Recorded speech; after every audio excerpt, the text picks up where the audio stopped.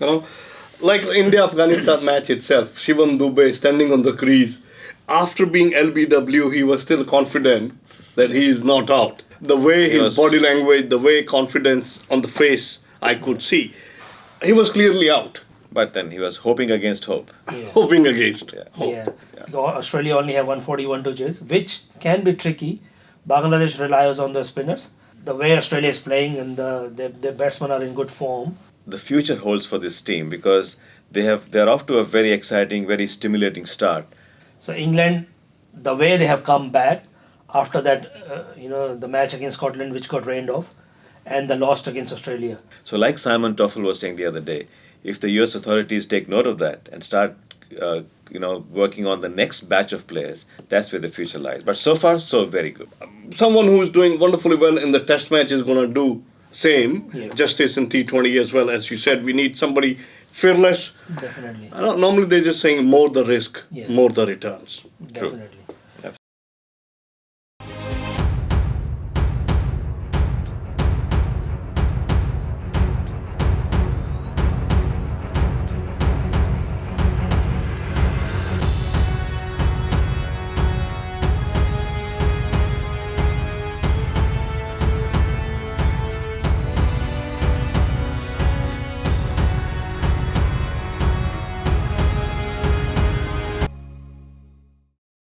Good day, everyone. My name is Navneet Anand from Aajkal. Our medium, your message.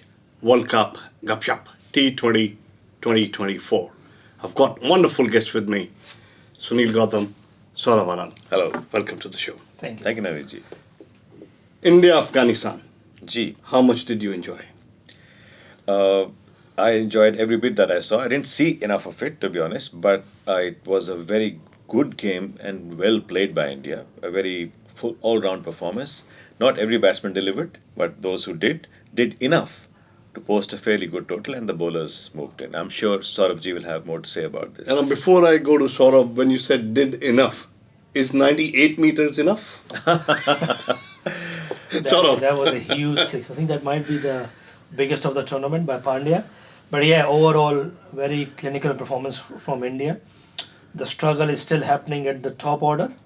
Surya Kumar and Pandya saved the day for India while batting, and then bowler did the rest. But yeah, overall, very good performance. Again, India looks like they are going to reach till the end, and then let's hope this time they continue the winning momentum. But still, a big game to play against Australia in this Group 8 stage. So there's plenty to play for India and Afghanistan. True. In fact, I think one thing that we need to remember and point out, Saurabh and Navneet, the batting styles. Rohit and Kohli, there is no one can hold candle to them about their batting skills. But the moment Pant arrives, his shots start connecting and reaching the boundary. Same happens with Sky as well. So it just throws open the whole discussion about, are you a genuine T20 player or are you a great player who is trying his best to play T20? I think 53 by Sky Surya Kumar Yadav. Hardik Pandya, with whatever score he brought in, he did wonderfully well to reach where we reached overall. Coming to the bowlers. Good old, ever reliable Bumrah. Every batsman comes to the crease with this thing, if I can survive Bumrah, I can look forward to something else, but most don't. Yeah, he's been the best bowler so far, not just for India, I think throughout the tournament. The other teams are wary of his variations. They know we have to block him out and try to score to the other bowler, saying that Arshdeep, he's bowling fantastically well, He's taking 2-3 wickets in every match. I think his swing is back, his pace is back, and then Pandya is bowling his quota of overs, which is expected of him. So overall, they are playing pretty good. And Kuldeep Yadav also played yesterday. Exactly. In West Indies, like we discussed before, we'll see teams playing with more spinners because the pitches are turning a lot in West Indies and the outfield is a bit faster. So it gives more options for spinners to take a wicket because everyone tries to hit to spinners, and then it's a high chances of them holding out in the end. So yeah, overall pretty good performance. Next match is against Bangladesh for India, and Australia is playing Bangladesh as we speak. Now, before I move on to other games, coming back to Arshdeep, to me, Lambi race ka ghoda. I think he's being groomed Yes. by the fellow players as well to a level that he's going to continue in the game for a very, very long time to remember. Absolutely. And I think the one way to look at the captain's confidence in you is which overs you get towards the end of the innings. He's been getting the second last or the last over quite consistently. That shows Rohit Sharma's faith in him, even if sometimes it goes wrong. But that's part of the process. I mean, he seems like a specialist 2020 bowler, and he's very young, like you said. He will go. He will have a very long career, but yeah, at the moment he's very well fit in 2020 format. But in future we might see him in one day and Test cricket also, because left armers always have an edge over right arm pace bowlers. You know, they can swing the ball both ways, and their angle, which usually or traditionally troubles right-handing batsmen. Yeah. You know, talking about the overall game, we're talking T20. Rather than Virat Kohli, the batsman of that class, opening the match, coming to number 3, as Saurabh always says. Yeah. What's your opinion on that? Yes, I think as other players like Phil Salt, for example, they have demonstrated that you don't have to even wait for 2 balls to get into your groove. And yes, I think at the start of the innings, we need someone who can take the bowlers by storm. It may not work every time, but when it does, you pretty much run away with the game. So whom do you think would be? Jaiswal, if you have him in the squad, you have to play him because he's a free-flowing player and he's a left-handing option. Yeah. So you got Rohit Sharma, right-hander, left-hander. Bowlers, they tend to struggle when if you rotate strike. Yeah. They have to rotate and they have to adjust their line and length. So that is the beauty of having a left-handing opening partnership. And Kohli should come number 3. I've been saying this since the start of This the is the tournament. reason I emphasized on that. And even yesterday, his match against Afghanistan, he scored at 100 strike rate, which for a T20 standard, it's very low. Maybe his role in the team is to build an inning. But even if you're building an inning, your strike rate has to be around 140, 150 in 2020. You only have 20 overs. Exactly. So yeah, I would bring Jaiswal at his place and him at number 3 and the others to follow. Jaiswal comes in, who will go? Well, if Someone has to go. If scores are a guideline, then I think one person who has not clicked so far is Shivam Dube. Shivam Dube. And he doesn't seem to have a lot of the captain's faith in bowling also. So I think he's on shaky grounds as we speak. Like the India-Afghanistan match itself, Shivam Dube standing on the crease. After being LBW, he was still confident that he is not out. Yeah. The way his body language, the way confidence on the face, I could see. He was clearly out. Yeah. But then he was hoping against hope. Yeah. Hoping against hope. Yeah, no, I absolutely agree with Sunilji. If Jaiswal needs to come to the Someone playing has to 11, go. Yeah. Shivam Dube is the one. And one other change I would do is playing one of either Jadeja or Akshar. There is no point playing both of them. Exactly same player, same bowling, same batting, same fielding. Both are gun fielder. Yeah. So yeah, one of them should replace with a specialist bowler like Chahal, and they played Kuldeep Yadav yesterday. That was a good call. Good move. Yeah. But Chahal deserve a place in the 11 too. He's been bowling well for last many years, but when it comes to World Cup, he doesn't get a game. Somehow he gets left Yeah. out. Yeah. And he can But be a every match time winner. you bring him in, Yes. he becomes a match winner. Yes. He delivers. Yeah. He leg spinner, the most number of wickets taken by a spinner is leg spinner, They tend to give you wickets because the better things they're gonna just score of them like 6s, 4s, and they give you the wicket, especially wrist spinners, Ravindra Jadeja, I agree that he's a great player, but under the current situation, I could see Akshar to be playing better than Jadeja in this particular series. True. Talking about Chahal, probably he's kept for the semi-final and the finals. At the surprise package. Yeah, let's hope. But you're that's right. the hope, yeah. What's his name? Akshar Patel did very well last night too. Yes. He very valuable 20-odd runs that he made, and well done to him. And Jadeja was clearly struggling. Yeah. So you can really see the new guy coming into his own, while the senior guy slowly but pretty surely fading away.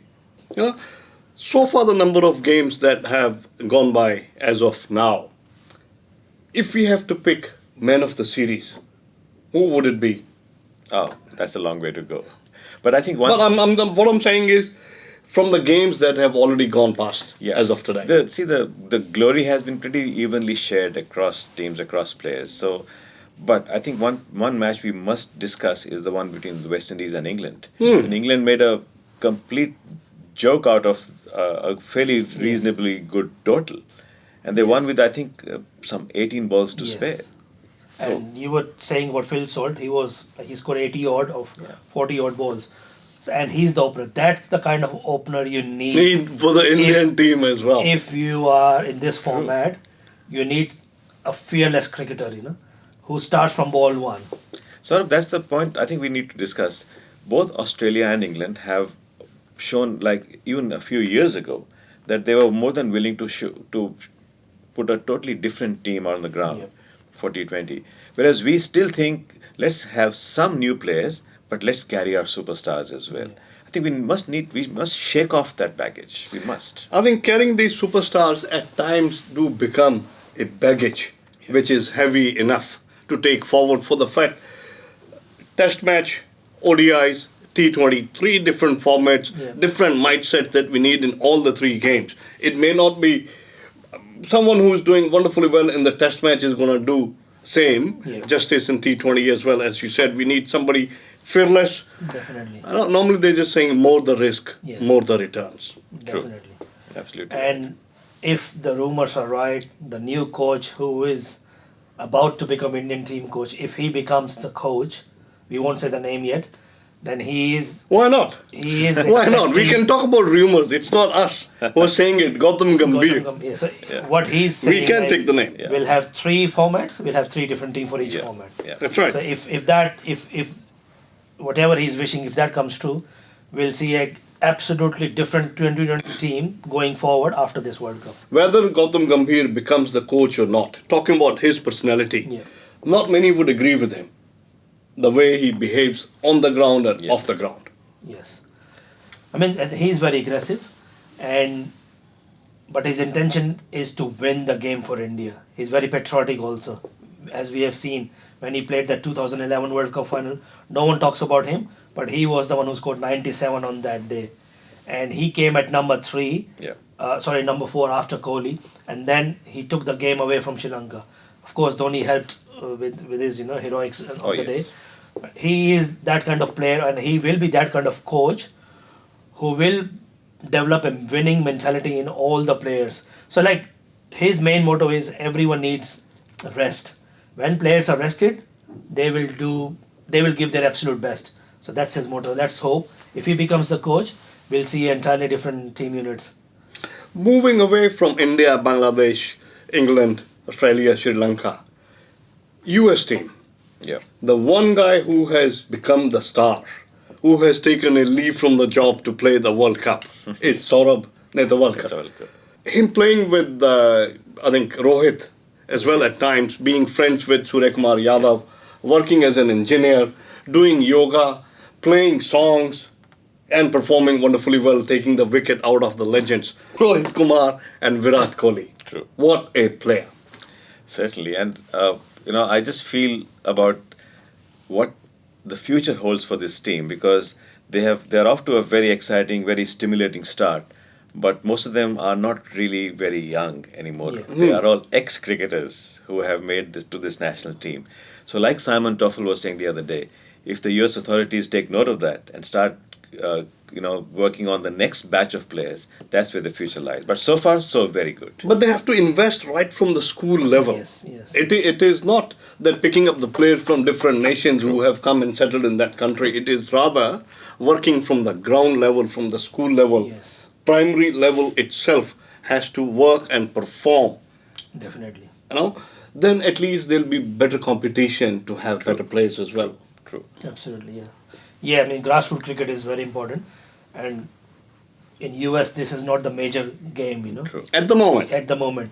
But to develop that, you're right, you have to start from school level, grassroots level, and then the biggest positive they can draw from this year World Cup is they have already qualified for the next 2020 World Cup. So they have 2 years to prepare some youngsters, So that's good enough time. True. Because it's a very short format. You can develop a player in 2 years' time. If you have even half decent batsman or bowler, you can definitely develop them into a good international level player. Yeah. And Saurabh Netravalkar, like you said, he's 32, so I think he will be representing the US in the next format also. I mean, next year, 2020 World Cup in 2026. So yeah, the signs are looking good, and they played a very good game against South Africa in the first match, Yes. group 8 stage. They lost by 18 runs or Yeah. something. That's a big fight they've shown against South Africa with a great bowling attack.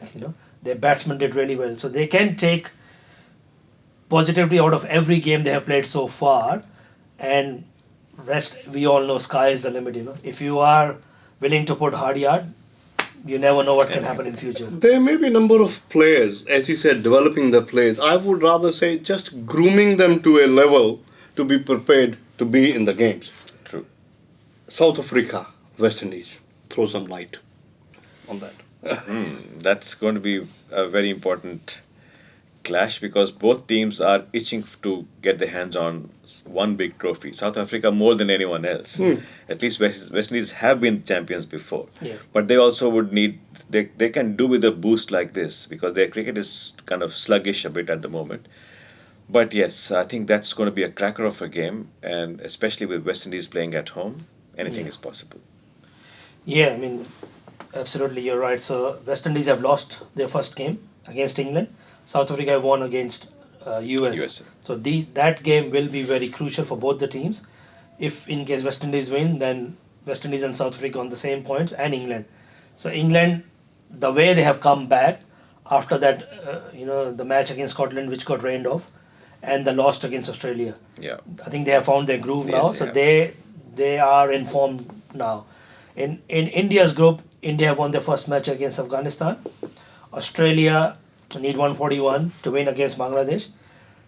Looks like it will be India, Australia from this group, and England and either South Africa or West Indies from the other group. So yeah, these four teams will make the semi-final, and then after that it's knockout. You don't know what's going to happen.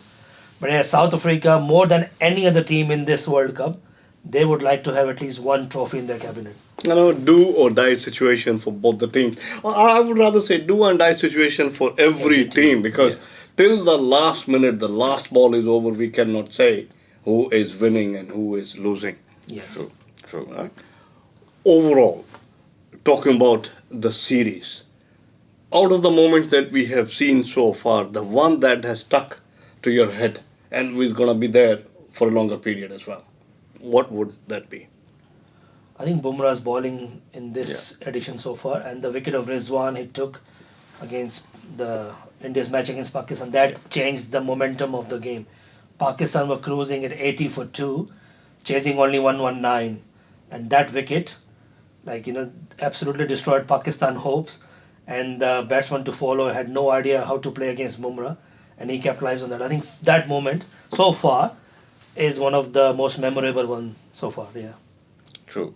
I think we may not be totally clued into that game, but the game between South Africa and USA, whereas Quinton de Kock, he played a gem of an innings and he took the match away from them. So after that series of low-scoring games that took place in the US, now we are beginning to see reasonably high-scoring games and reasonably good individual contributions too. So there is enough reason to believe that there is a lot more to come. Did you see this coverage of Virat Kohli meeting Wes Hall? No, I did not. Yeah, and Rohit Sharma also. Wes Hall met everyone, but I saw the photos. there's a recording. So they were also recording what Wes Hall was saying to Virat, and says, "You are a great batsman." And he says, "Thank you, sir." And he kept saying that there is a lot more to come from you. He said, I keep a close eye on all your achievements and stats. I think I would wrap up by saying, may the best team win on that day. My name is Navneet Anand from Voice Aajkal, our medium. Your message, another episode of World Cup Gupshup. Sunil ji, Saurabh ji, thank you so much once again. Thank you. Thank you, Navneet ji. Bye for now. Voice Aajkal, our medium, your message. Digi Times. Be with the times.